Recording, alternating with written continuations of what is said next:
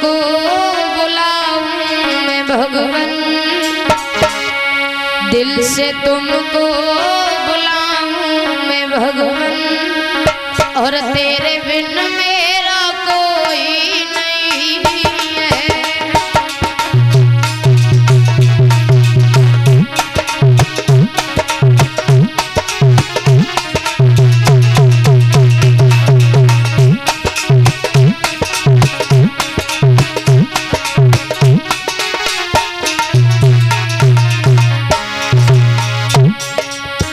दिल से तुमको बुलाऊं मैं भगवन,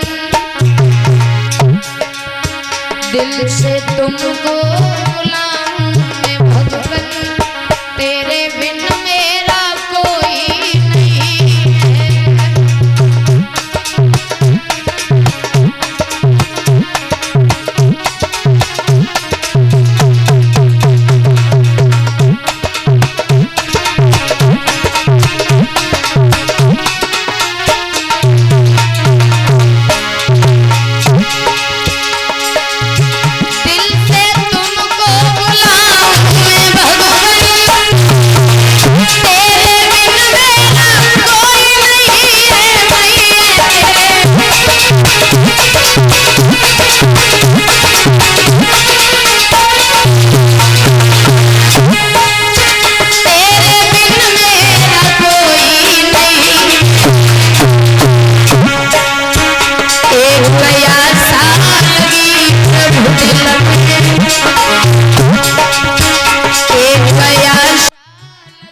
प्रभु दिल में दूजा कोई सहारा नहीं है।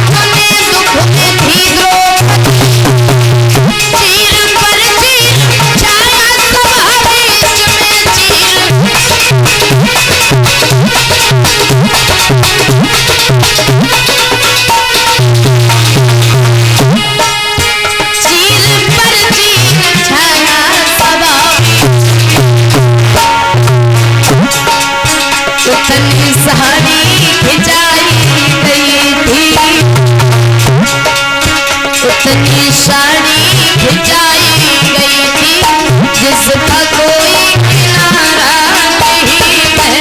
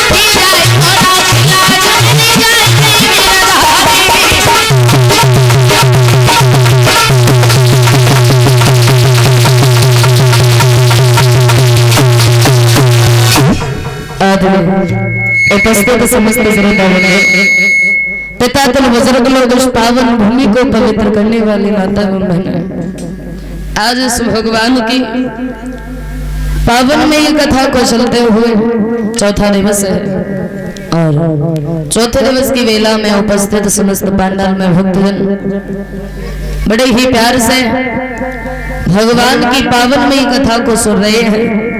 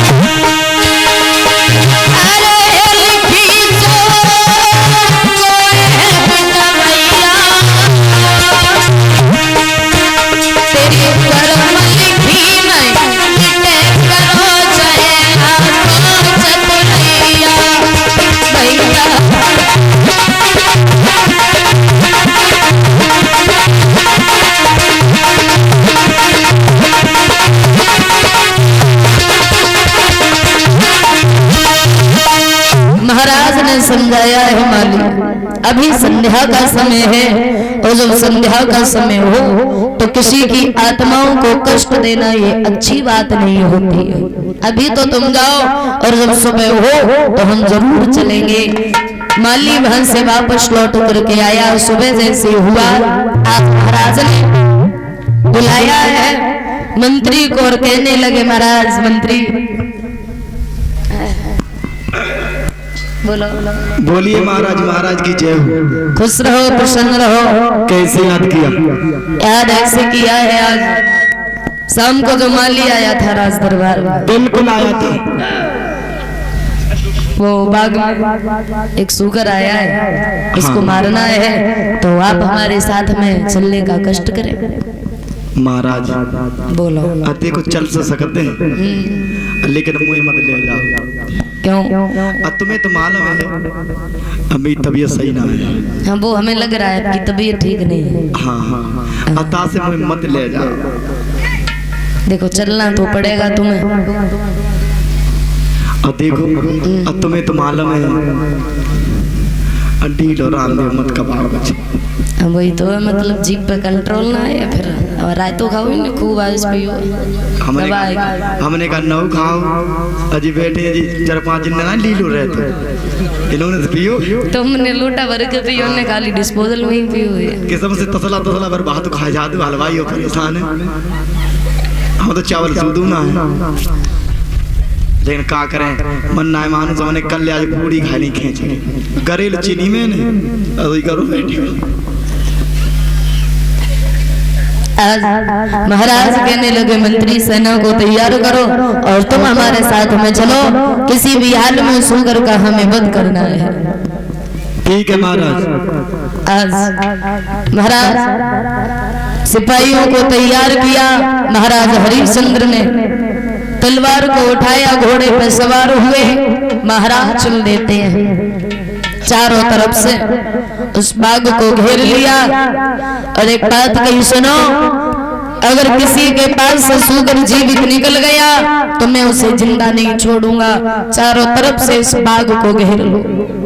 चारों तरफ से उस बाग को घेर लिया, लेकिन विश्वामित्र भी बहुत चालाक थे। विश्वामित्र ने मन में विचार किया, किसी सिपाही के पास से होके गया तो बेचारा बिना मौत के मारा जाएगा। जहाँ पर महाराज हरिश्चंद्र खड़े थे, महाराज के पैरों से होकर के निकल गए। महाराज ने घोड़ा पीछे दौड़ा दिया, एक झाड़ी में जाकर के संत का रूप धारण कर लिया और सामने खड़े हो गए। तब तक महाराज हरिश्चंद्र पहुंच गए। कहने लगे, महाराज प्रणाम। खुश रहो, प्रसन्न रहो, मौज करो, मंगल करो। क्या आपने यहाँ से किसी सूकर को जाते हुए देखा है? सूकर? सूकर का आप क्या करोगे? उसका हम वध करेंगे। वध करोगे? जी हाँ। देखने में तो ये प्रतीत हो रहा है आप कोई राजा हो। जी हाँ। आपके शीश पे सिरताज है, आपके हाथों में घोड़े की लगाम है, आपके कमर में फेटा और कटार है। देखने में ये मालूम पड़ता आप कोई राजा हो। बिल्कुल राजा हूँ मैं, लेकिन उसका हम वध इसीलिए करेंगे क्योंकि उसने हमारी हरी भरी बगिया को उजाड़ दिया है। यहाँ तक कि माली को भी घायल कर दिया है। महाराज तुम्हें नहीं मालूम है, प्रजा में इंसान भी आते हैं, जीव जंतु भी आते हैं, इसलिए आप जीवों पे दया करो। सुनो, दया तो करता हूँ मैं, लेकिन क्या करूँ, अगर हमारे मालिक को कुछ हो जाता तो।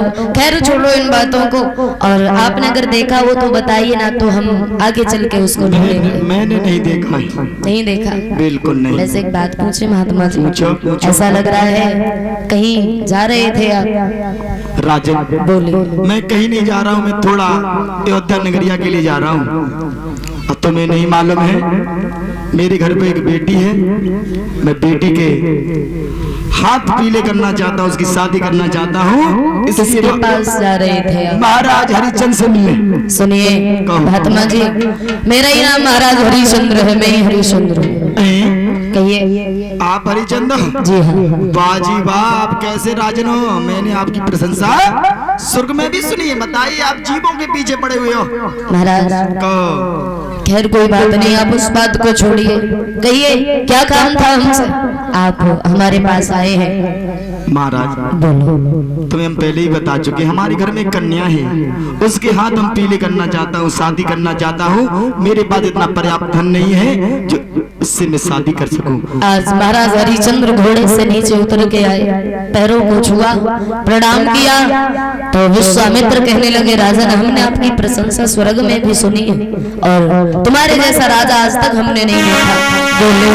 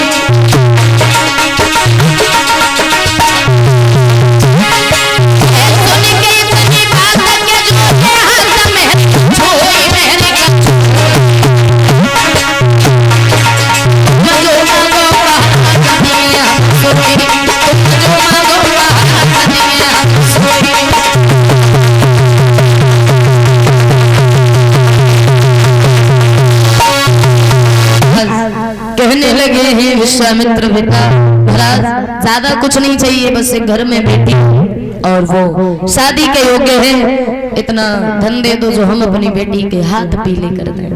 विश्वामित्र आगे बढ़े, दोनों हाथ जोड़ लिए और एक बात बोले है राजन, कि घर में बिटिया वाली है अरे मेरे भोले राजा, हाथ पीले करवा दे। बिटिया वाली है अरे मेरे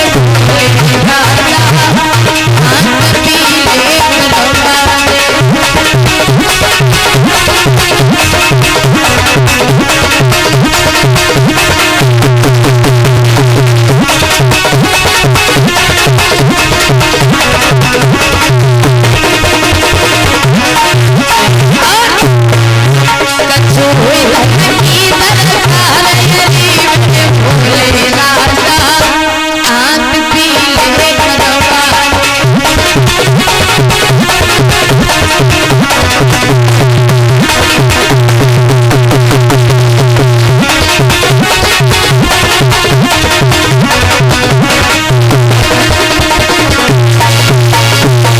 महाराज हरिश्चंद्र कहने लगे, अरे हमारे तो भाग्य ही खुल गए।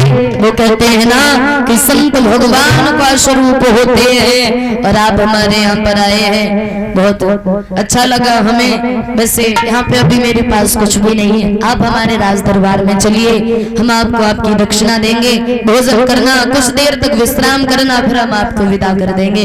बोले नहीं राजा, कुछ भी तो होगा और जो हो वही दे दो। बोला वाला राजा नहीं समझ पाया, कुंजी और मुकाम का संकल्प पढ़ दिया, गुरु की सौगंध, और कहने लगे अभी 60 भार सोना और चाहिए तुमसे। बोले वो हम तुमको राज दरबार में चल करके देंगे। लेकर के आए राज दरबार में। आज कहने लगे महाराज हरिश्चंद्र, बड़े ही सौभाग्य हैं हमारे जो आप हमारे राज दरबार में पधारे हो। और ये बुलाऊं क्या कलश वाली बहनों, कलश वाली बहनों आ जाओ बाहर, आ जाओ।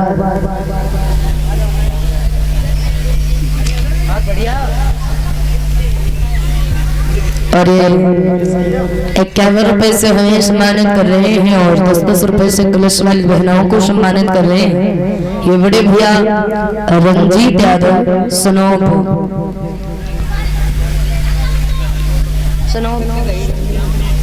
श्यामवीर सिंह, ये सनोप श्रीमान श्यामवीर सिंह जी, ये सिगांव नंगला कंगोली से।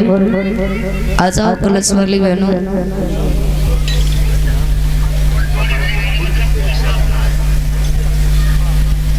कलश वाली बहनें शर्माती रहती, कोई बात ना, शर्मा नहीं, खड़ी हो जाओ, पैसा मिले तो हमें दे दीजिए, उठ जा, खड़ी हो जाओ। हाँ अच्छा, कदुआ पूरी खानी आती तब ना शर्मा, तो खाती कदुआ ले आ, तुम्हारी बुराई करे तो हमको लोई बैठो शराब दे दो। इधर महाराज हरिश्चंद्र कहने लगे हैं,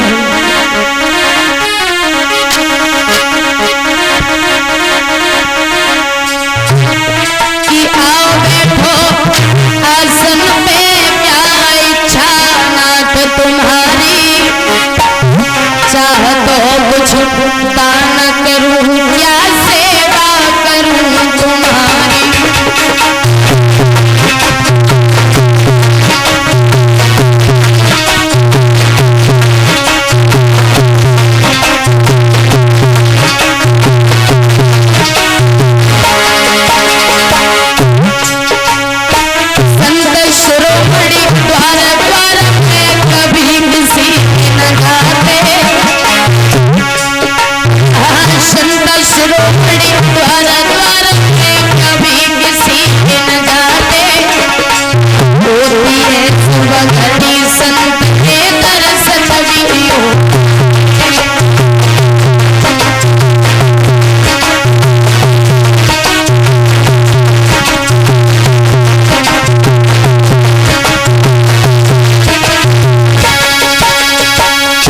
कहा, बड़े सुंदर आसन पर बैठा लिया। कहने लगे बस राजन कुछ नहीं चाहिए, जो 60 बार सोना रह गया है उसको दे दो। आज खजांची को बुलवाया, आवाज लगाई, संत जी को खजाने में से 60 भार सोना ला करके दे दो। तो वो नौकर कहने लगा महाराज पहले खजाने की चाबी तो दो। और जब चाबी का ध्यान आया विश्वामित्र उठ करके खड़े हो गए, हंसने लगे। महाराज हरिश्चंद्र विश्वामित्र के चेहरे की तरफ देख रहे हैं, ये हमने क्या कर दिया आज। हंसने लगे हैं विश्वामित्र।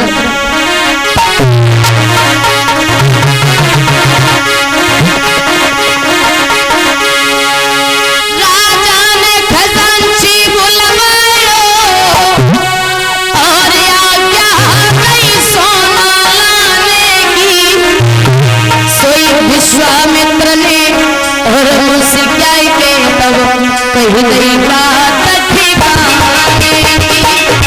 विश्वामित्र ने मुझसे क्या के तब कही गई बात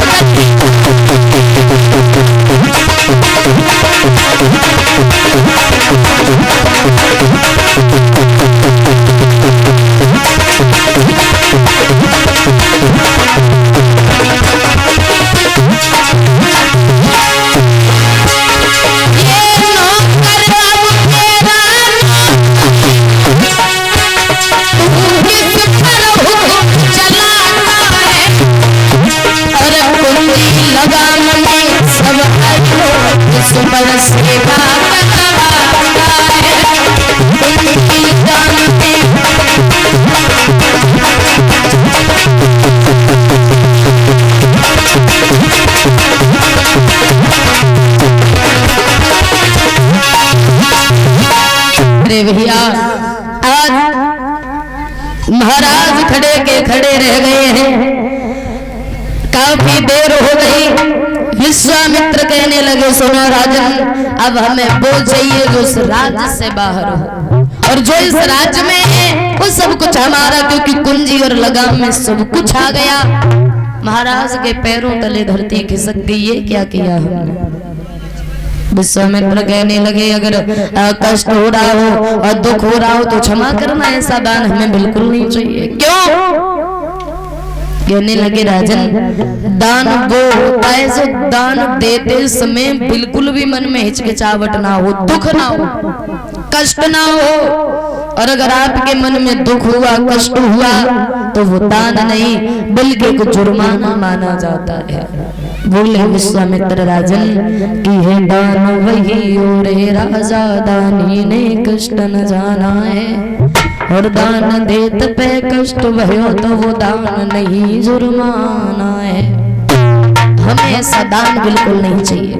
बोले ना ना ना, कष्ट नहीं हुआ हमें, बल्कि खुशी हुई कि आज हमने आपने जो मांगा वो हमने आपको दिया। खैर कोई बात नहीं, ऐसा करो अब आपको वो चाहिए जो इस राज्य से बाहर। बोले बिल्कुल, अब इस राज्य से बाहर तो हम ही हैं, ऐसा करो आप हमें बेच लो। बोले तुम्हें कौन खरीद लेगा 60 भार सोने में। बोले पत्नी एक पुत्र है हमारा, आप हम तीनों को बेच लो तो शायद पूरा हो जाए। बोले ऐसी पत्नी किसकी होगी जो पति के साथ हमें बिक जाएगी। बोले हमारी पत्नी है, पतिव्रता रानी है। बोले जाओ और पूछ करके आओ अपनी पत्नी से। महलों में आए, तारा ने आता हुआ देखा, बड़े सुंदर आसन पर बिठाया, आओ महाराज बैठो। तारा ने जब चेहरे की तरफ नजर की, पूछ लिया महाराज उदास हैं आप, कोई बात है, कोई ऐसी बात है जो मन ही मन में चिंतित कर रही हो, परेशान कर रही हो, आप हमें बताओ। हरिश्चंद्र कुछ नहीं बोले। तारा ने दौड़ करके महाराज के पैरों को पकड़ लिया, आंखों से सुधारा बहने लगी और कहने लगी महाराज बात क्या है आखिर, एक कमल की भांति खिलता हुआ चेहरा आज इतना उदास क्यों है। महाराज हरिश्चंद्र बोले तारा अगर हमने अपने मन की बात तुम्हें बता दी तो जिस तरीके से हम दुखी है ना उसी तरीके से तुम भी दुखी हो जाओगी। तो तारा बोली महाराज एक पत्नी का ये फर्ज होता है अपने पति का दुख और सुख में साथ देना, तो महाराज आप बताइए। और बोली तारा इस कारण से प्रियतम प्यारे और गई तन की बदली रूहानी।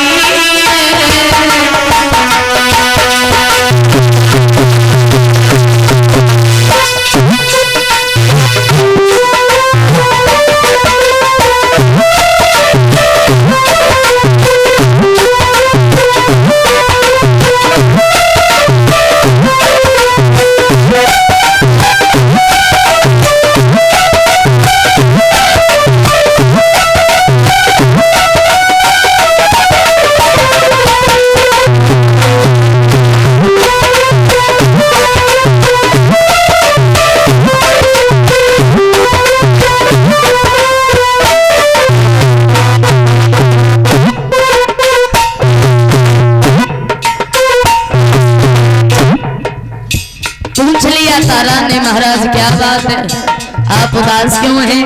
हरिश्चंद्र बोले तारा मन की बात ना पूछो, अगर उदासी का कारण बता दिया तो तुम भी उदास हो जाओगे। तारा बोली महाराज कोई बात नहीं, बोलो।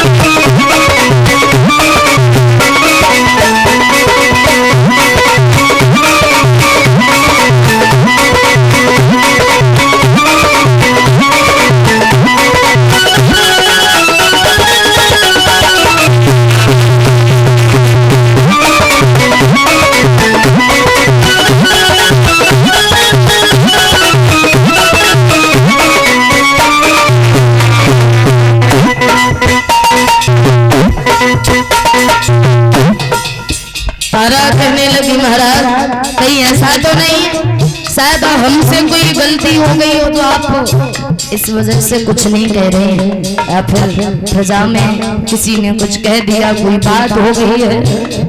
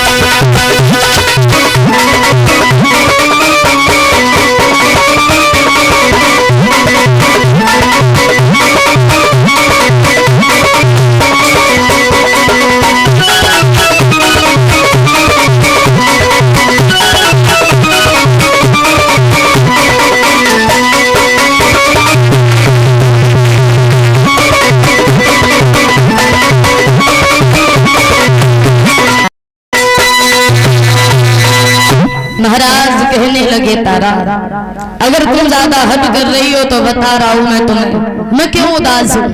आज एक ब्राह्मण ने धोखे से आकर के हमारा सारा राजपाट ले लिया, और दुख हमें राजपाट जाने का नहीं, दुख तो सिर्फ इस बात का है कि अभी उन संत जी का 60 भार सोना हम पर कर्ज है, तो हम तुम्हारे पास एक आश लेकर के आए थे। तारा कैसी आस महाराज बोलिए। हरिचंद्र कहने लगे तारा क्या तुम हमारे साथ में बिक सकती हो?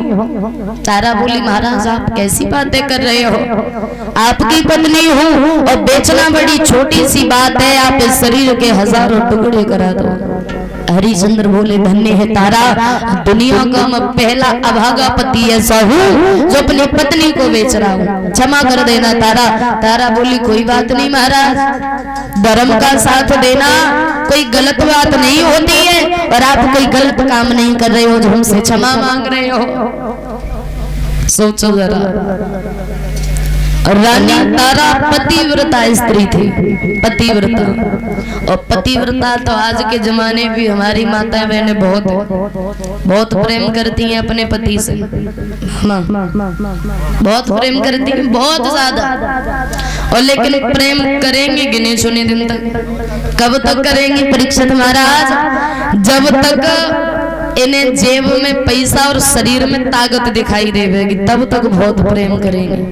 हाँ बहुत ज्यादा। और जो मैं भैया लोग हैं ना अगर कहीं परदेश से घर पे आए वापस लौट के, तो जो माँ होती ना माँ तो बेटे के चेहरे की तरफ देखती है कि बेटा घर से मोटा होके गया था और जब बाहर से आया तो पतला हो गया। लेकिन जितनी से हमारी भाभी बैठी है ना, जो सब जेबों की तरफ देखेंगी, बोलेंगी जेबों में कुछ है शायद, बिना लाए बिना मांगे पानी दे दे, बिना मांगे भोजन दे दे, और भोजन खवाती जाती है और अपने मन की उगाती है। सुनो परसों तुम्हारी अम्मा से लड़ाई भई, सो मेरे जावे कान को झुमका टूट गो बनवा दियो भाई, बहुत प्रेम करती है। अब बताया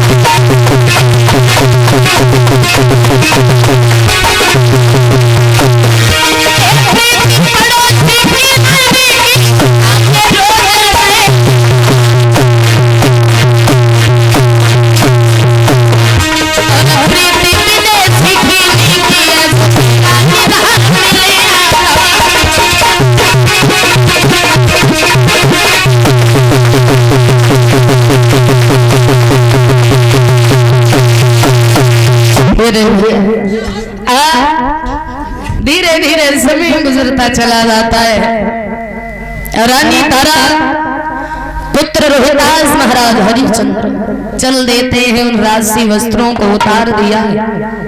रानी ने एक मोटी सी साड़ी को पहन लिया, महाराज हरिश्चंद्र ने एक धोती को बांध लिया, पुत्र ने एक लंगोटी को लगा लिया। भारी किस्मत चले हैं काशी में बिकने के लिए, और चलते समय अपनी जन्मभूमि को प्रणाम किया और एक बात कही विश्वामित्र से, महाराज तथी थी आज वो रानी काशी में बिकने के लिए जा रही है। भारी समय कैसी किस्मत होती है भैया, सच बताएं ना, जब इंसान के ऊपर सुख हो ना सुख, तो सुख में कभी घमंड मत करना, क्योंकि अहंकार तो बड़े बड़े लोगों का नहीं चला तो हमारी और तुम्हारी औकात क्या है। रावण का नाम दुनिया जानती, कितना बड़ा राजा था, जो उसका अहंकार नहीं चला तो हम तुम क्या चीज हो। दुख हो तो कभी हैरान मत होना, और सुख हो तो सुख में कभी भी अहंकार मत करना। आज रानी तारा चलते चलते परेशान हो गई, पैरों में छाले पड़ गए, रोने लगी, महाराज अब नहीं चला जा रहा है हमसे, महाराज हरिश्चंद्र बोले तारा थोड़ा सा साथ दिया है ना, तो थोड़ा सा साथ और दे दो, साहस बांधो, चलो। तारा चलने लगी, आगे बढ़कर के रोहितास प्यास की वजह से जमीन पर बेहोश होकर के गिर पड़ा। और जब रोहितास जमीन पे गिरा, तारा ने आवाज लगा दी, महाराज ठहर जाओ।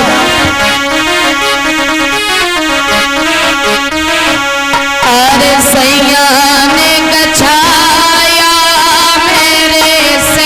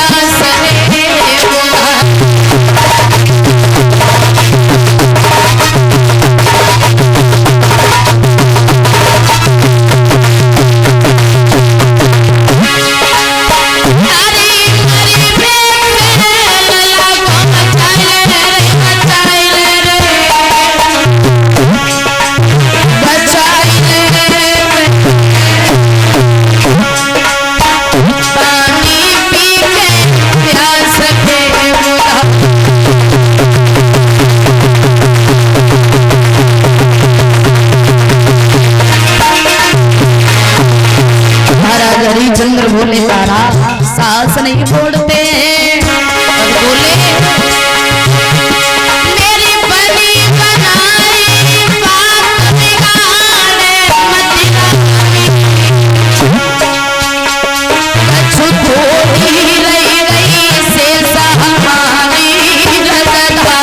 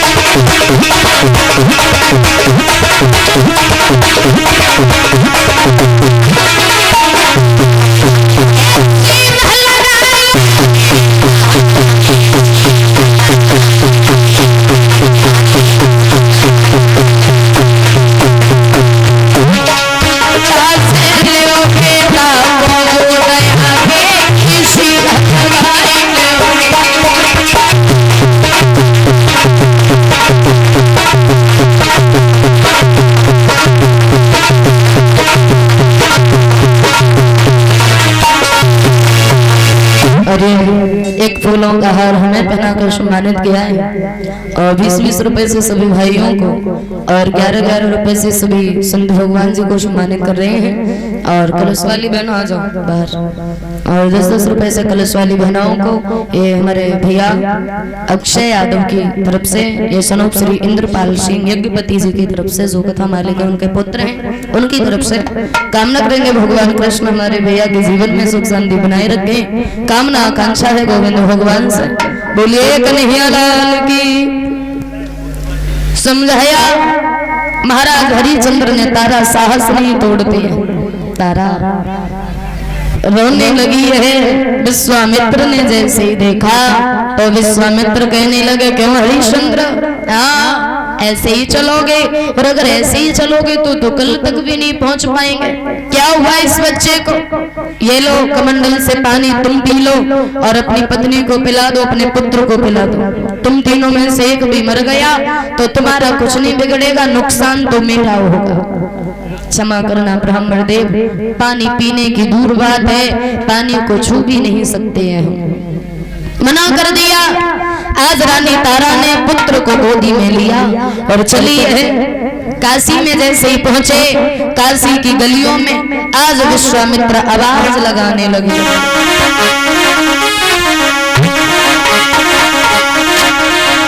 तीन प्राणी खड़े आज बिकते यहाँ, और कोई लेने न आए तो मैं क्या करूं।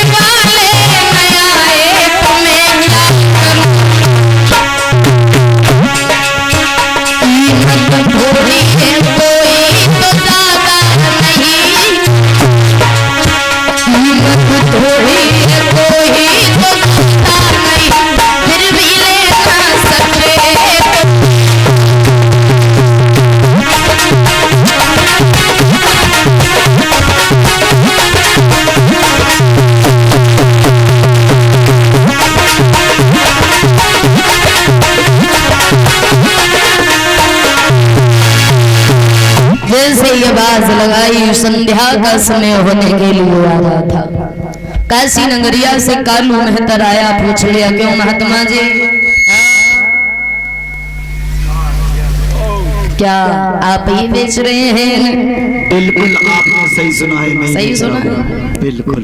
ये बताओ उस मर्द की कीमत कितनी है? मर्द की कीमत है 20 बार सोना। 20 बार सोना? हाँ। कोई कम ज्यादा? बिल्कुल नहीं, रत्ती भर कम नहीं। आज देखो ऐसा है, हमारे यहाँ पर कोई पानी भरने वाला नहीं है और काशी की गलियां साफ करने वाला भी कोई नहीं है। ठीक है, ले जाओ 20 बार सोना दो, चाहे गलियां साफ कराओ, चाहे कुछ और कराओ, अच्छा पानी भरवाओ, ले जाओ। बड़ाई आज महाराज हरिचंद्र को खरीद लिया कालू मेहतर ने, और जैसे ही हरिचंद्र चले तो तारा ने आवाज लगा दी, महाराज रुक जाओ, कहाँ जा रहे हो? और बोली जरा ठहरो ठहरो, और जरा ठहर जाओ तो फिर क्या नहीं है, क्योंकि अभी हमने जी भर के देखा नहीं।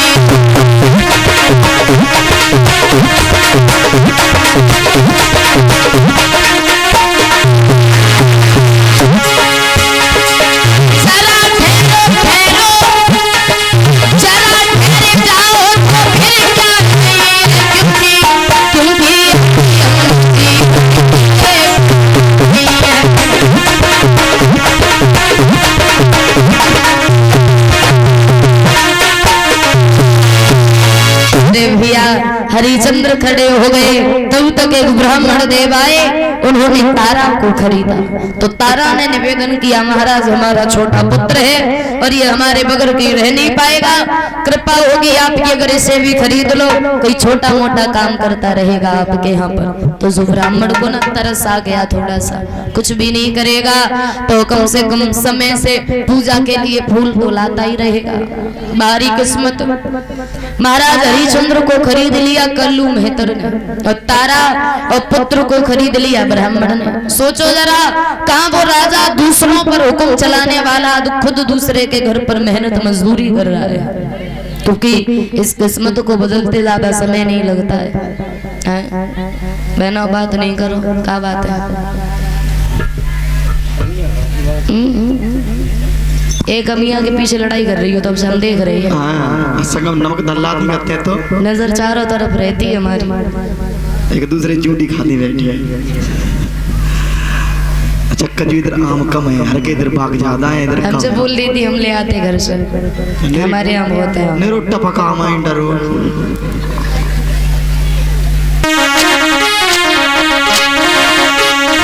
बताया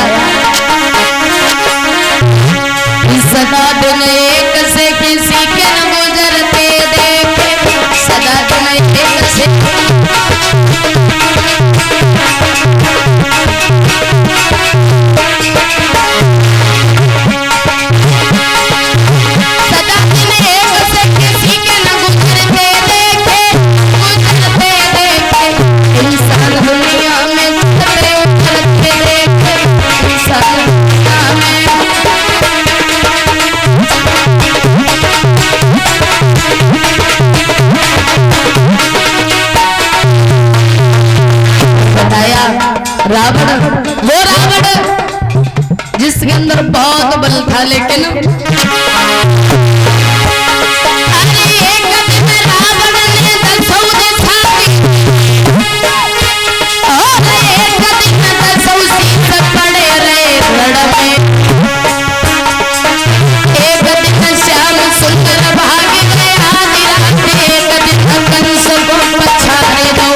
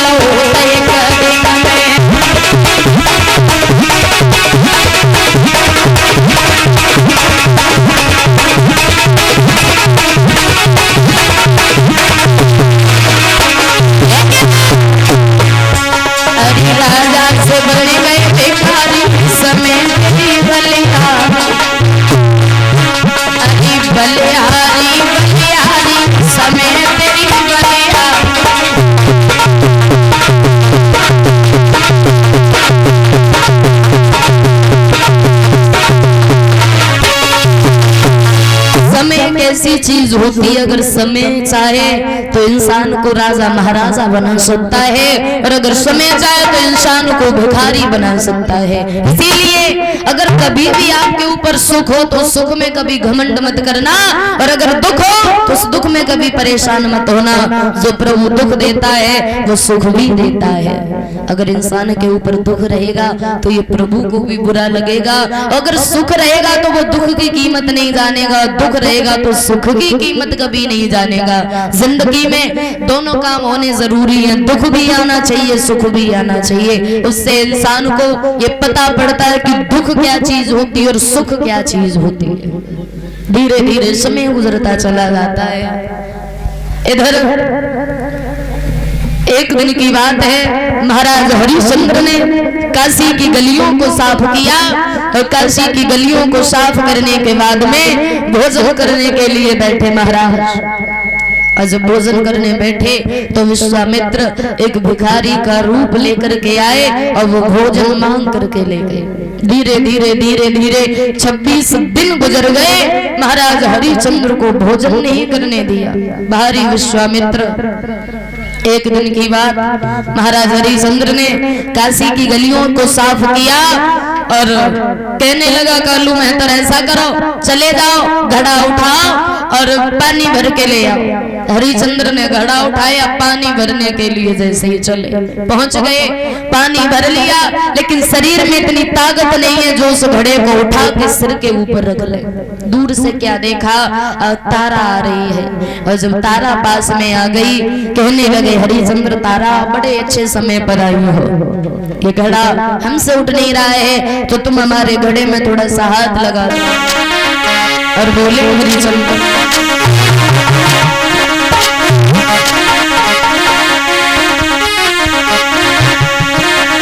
कि तारा उठवाई दे गगरिया मेरी जल से भरी।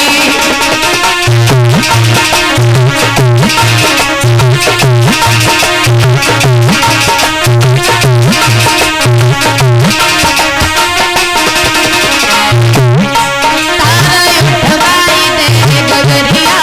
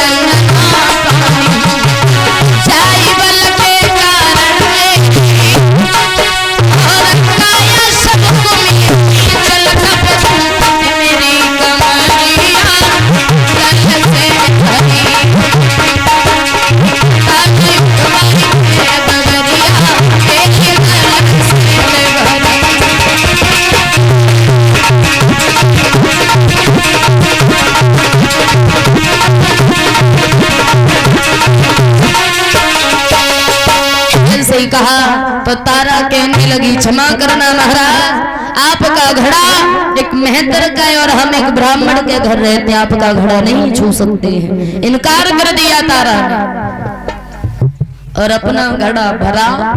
भर के जब चली तो चलते समय तारा बोली, महाराज एक उपाय बताती जा रही हूँ तुमको। कैसा उपाय? सुनो। कि तुम्हें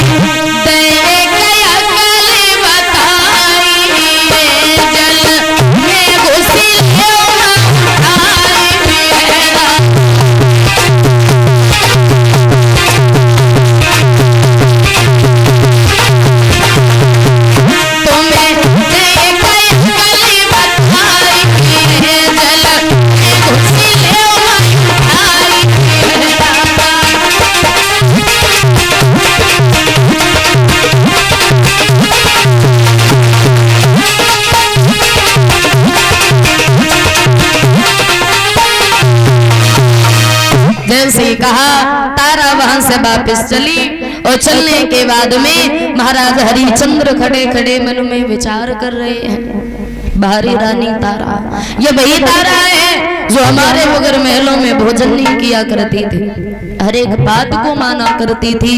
महाराज खड़े खड़े मन में विचार कर रहे हैं।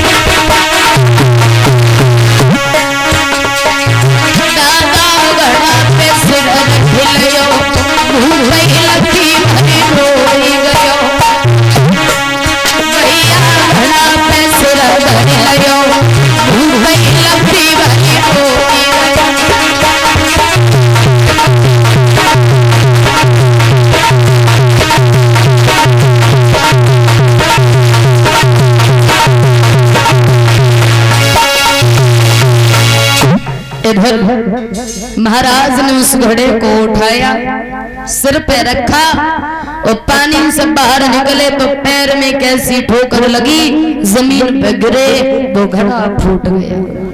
फूटा हुआ घड़ा लेकर के महाराज चले हैं। आता हुआ देखा, कल्लू मेहतर ने चिल्लाने लगा, ऐसे घड़े फोड़ोगे तुम कहां से लेके आएंगे? एक काला कम्बल दे दिया और हाथ में एक लाठी दे दी, जाओ आज से तुम मरघटिया का काम करोगे। बारिश में मरघटिया बना दिया महाराज हरिश्चंद्र को, बिना कर का टका लिए लहस नहीं जलने दोगे। बोलिए कन्हैया लाल की। एक तरह से कीर्तन तालियों के साथ।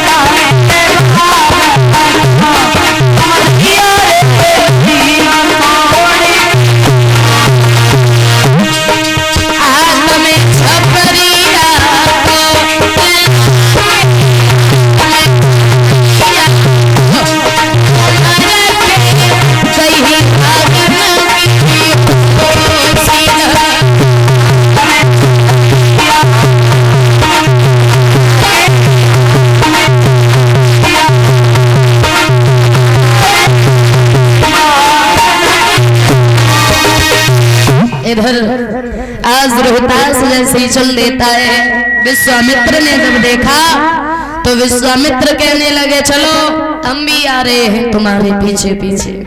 पहुंच गए बाग में, एक सर्प का रूप लिया है और एक फूल में प्रवेश कर गए। वो फूल बहुत सुंदर खिल गया। रोहतास फूल तोड़ते तोड़ते उसी फूल के पास में जब पहुंचे हैं, फूल तोड़ने को हाथ बढ़ाया, विश्वामित्र ने उंगली में डस लिया और जब उंगली में डस लिया रोहतास हाय मां कह करके जमीन पर गिर पड़े। आवाज लगा दी काशी की गलियों में विश्वामित्र ने, हे काशी के लोगों, किसी का छोटा सा बच्चा बाग में से फूल तोड़ने गया था, उसे एक सर्प ने डस लिया है, जिस किसी का भी हो जा करके देख लो। और जैसे ही आज मैया ने जब सुना, मैया मन में विचार करने लगी, मेरा बेटा गया था बाग में फूल लेने के लिए। दौड़ के ब्राह्मण के पास पहुंची और बोली, ब्राह्मण देव आज्ञा दे दो, हमें जा रहे हैं हम, हमारा बेटा गया है बाग में फूल लेने के लिए। बोली है मैया,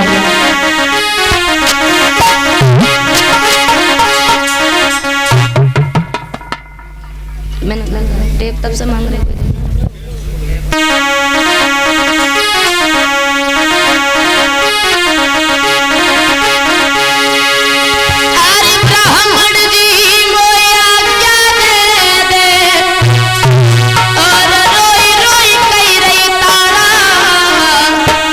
फूल तोड़वे बगिया में बेटा गया, फूल तोड़वे बगिया में बेटा गया।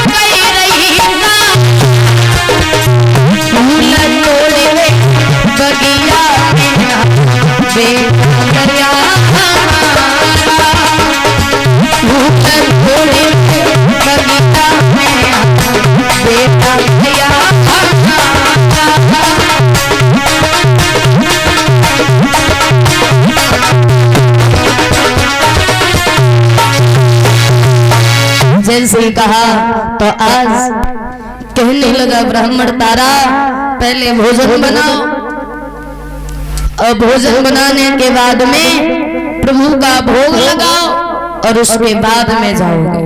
और सुनो, अगर मर गया हो तो वहीं पर फेंक ही हो, उसको घर लेकर के मत आना।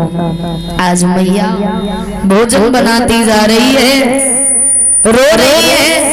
और जरा सोचना, जिस माँ का बेटा वहां मौत से लड़ रहा हो, क्या उस माँ को भोजन बनाना अच्छा लगेगा? सोचो जरा। लेकिन रानी तारा भोजन बनाती जा रही है और रो रही है, आवाज लगा रही है अपने पुत्र को और कहती है, लाला तेरी माँ आ रही है तेरे पास में, तू चिंता मत करना। बोली है मैया तारा, बेटा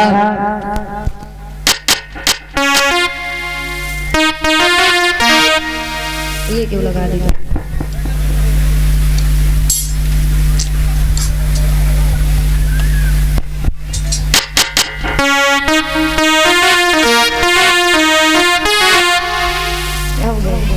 दूसरा कैसे लगा?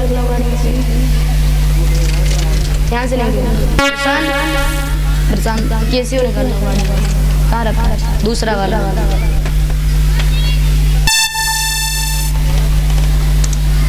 जल्दी जल्दी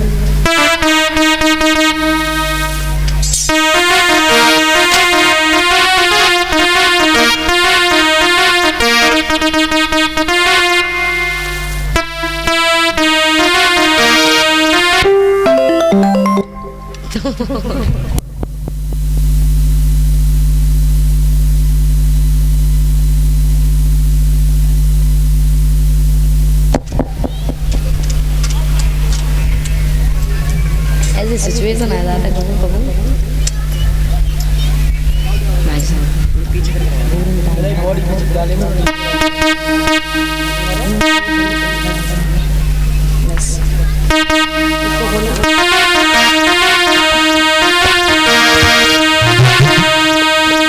आदि भोजन रही बनाई और माता की छूटी रे भवकारी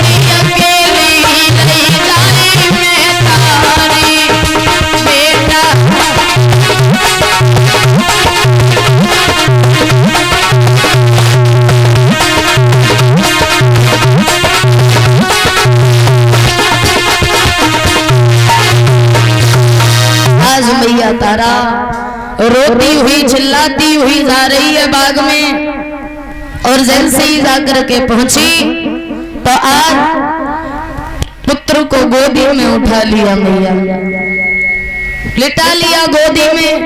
रोहितास रोने लगा। मैया तो माँ ने समझाया लाला क्या हुआ? रोहितास कहने लगे मैया तुम्हारा बेटा ज्यादा देर का नहीं है, मुझे सर्प ने डसा है, और माँ जो भी बात आज तक तुमने हमसे न कह पाई हो वो बात तुम हमसे कह लो।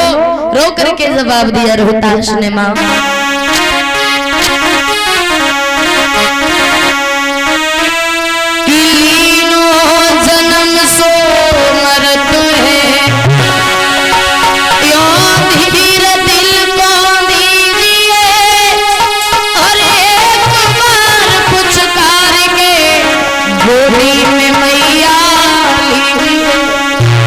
और बोले माँ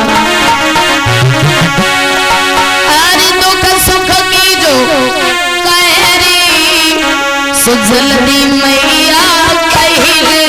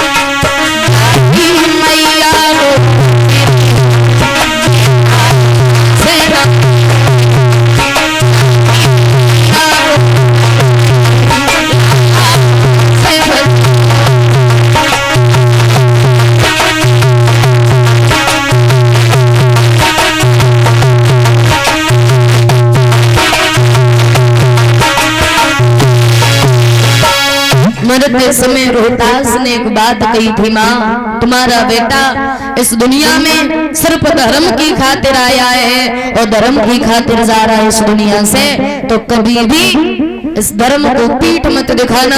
इतनी बात कहने के बाद रोहतास ने अपने प्राणों को छोड़ दिया। आज वो मैया पागलों की तरह रो रही है पुत्र की लहस पर। और सच बताएं तो भैया वो कहते हैं ना, बड़े दुखों के साथ में भगवान जब पुत्र को देता है और वो भी बच्चा अगर बड़े होकर के छोड़ के चला जाए तो बड़ा दुख होता है इस बात का। और सबसे ज्यादा दुख सिर्फ एक माँ को होता सभी को है, लेकिन माँ की ममता कुछ ज्यादा ही बड़ी चीज होती है। आज रानी तारा रो रही है और एक बात कहती है वो मैया लाला,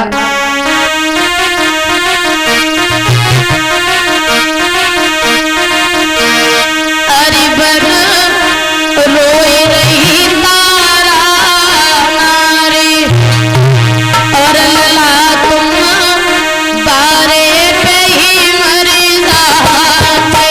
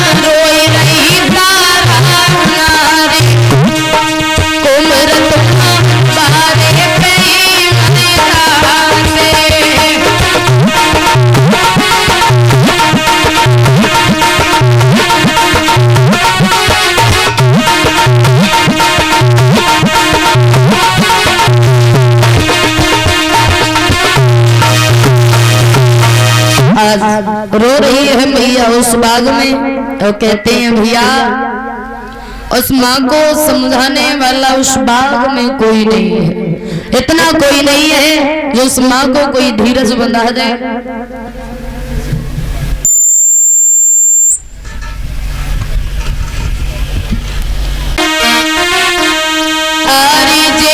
लपटकी आगे मुसीबत आखिन में थोड़ी,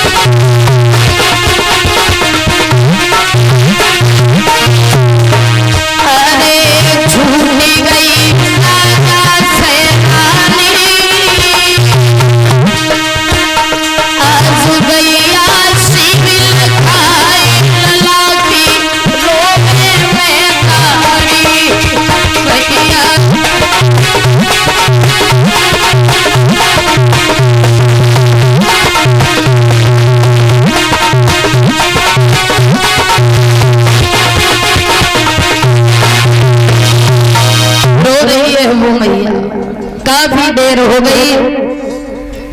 आज उस बाग की एक मालिन थी, वो मालिन निकल करके आई और कहने लगी, बहन तुम्हारे पुत्र को सर्प ने डसा है, ले जाओ इसकी लहस को, अंतिम संस्कार करो इसका।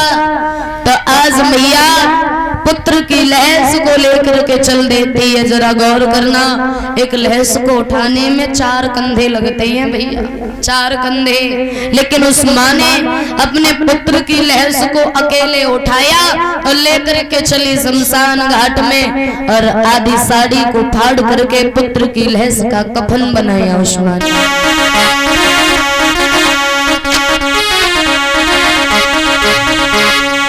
लाल वाली लाली और बिन लाल के चली, लाल वाली लाली और बिन लाल के चली, लहस लेके लाल की शमशान पहुंची, लहस लेके लाल की शमशान पहुंची।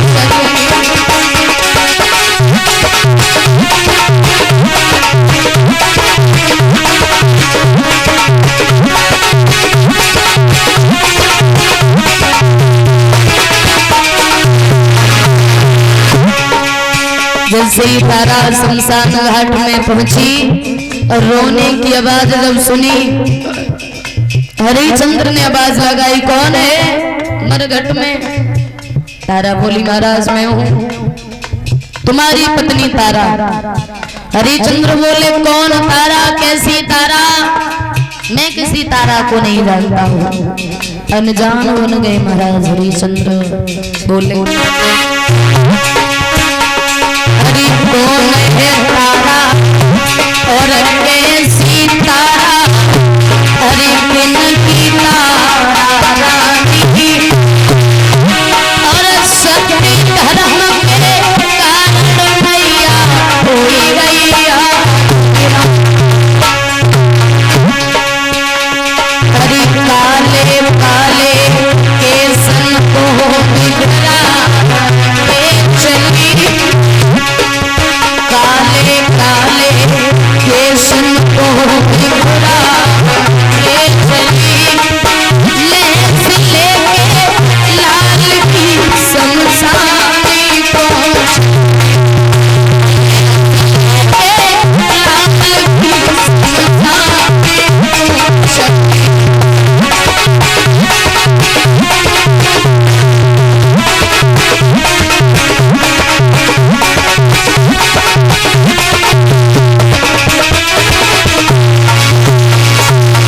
तारा ने जैसे ही कहा, महाराज हरिचंद्र बोले, तारा कौन तारा, कैसी तारा? मैं किसी तारा को नहीं जानता। तारा बोली, महाराज मैंने माना, आप हमें नहीं जानते, मैंने मान लिया।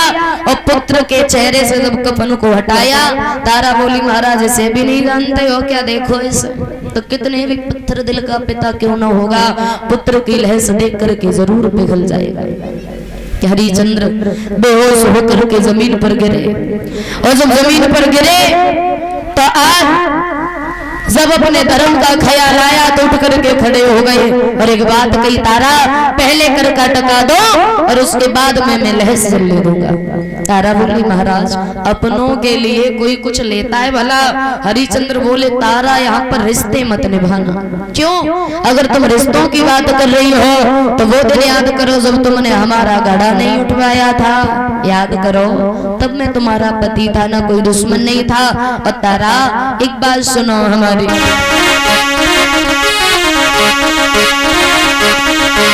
कि गुरथाले से धरे मरघट में और रोई रही तारा,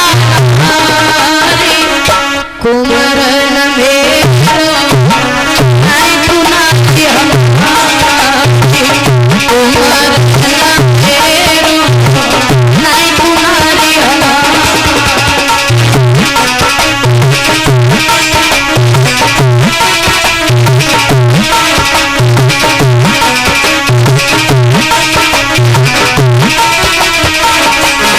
और तारा छोटे सब नाते और कालू के कर नहीं नमक अब खाते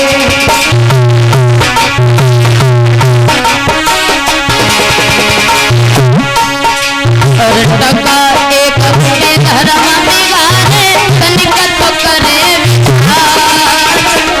कुंवर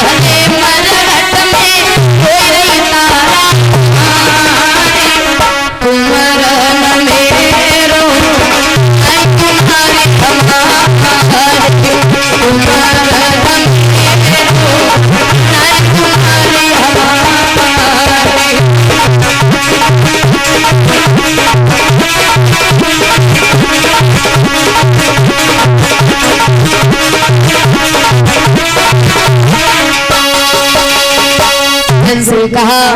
महाराज हरिश्चंद्र कहने लगे तारा पहले करका टका दो और उसके बाद में मैं लहस जलने दूंगा। तारा बोली महाराज मेरे पास कहाँ है करका टका। हरिश्चंद्र बोले तो लहस नहीं जलने दूंगा।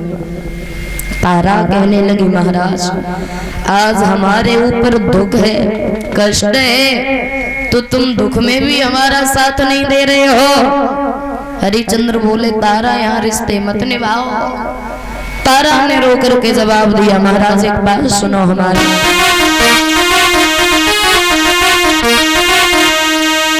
अरे हम पे विपता पड़ी और पिया तुम कठिन पे जठानी।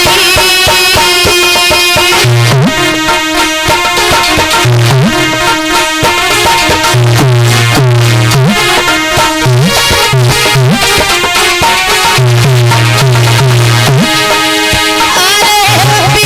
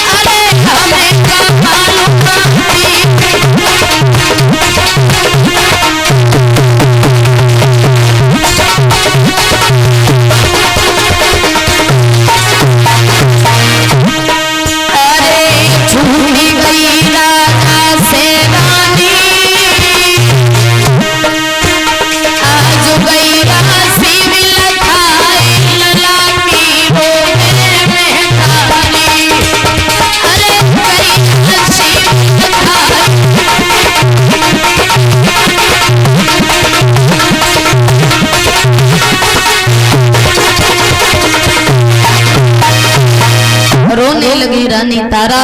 हरिचंद्र बोले तारा रोके ना दिखाओ, पहले कर टका दो। तारा बोली महाराज तुम्हें जान से दिख रहा हो वहां से ले लो। तो तारा के शरीर पे आधी साड़ी, तो साड़ी को खींच लिया हरिश्चंद्र ने। तारा नगिन अवस्था में हो गई। आज शर्म की वजह से जाके एक मंदिर में छुप करके बैठ गई, लेकिन विश्वामित्र को फिर भी चैन नहीं पड़ा। दो मरे हुए बच्चों को लेके आए और तारा के पास लिटा दिए, होठों से खून लगा दिया। बाहरी विश्वामित्र, उस माँ पर देखो कितना दुख है, उस माँ पे कितना कष्ट है, कितना दुख है, लेकिन विश्वामित्र को फिर भी चैन नहीं पड़ा।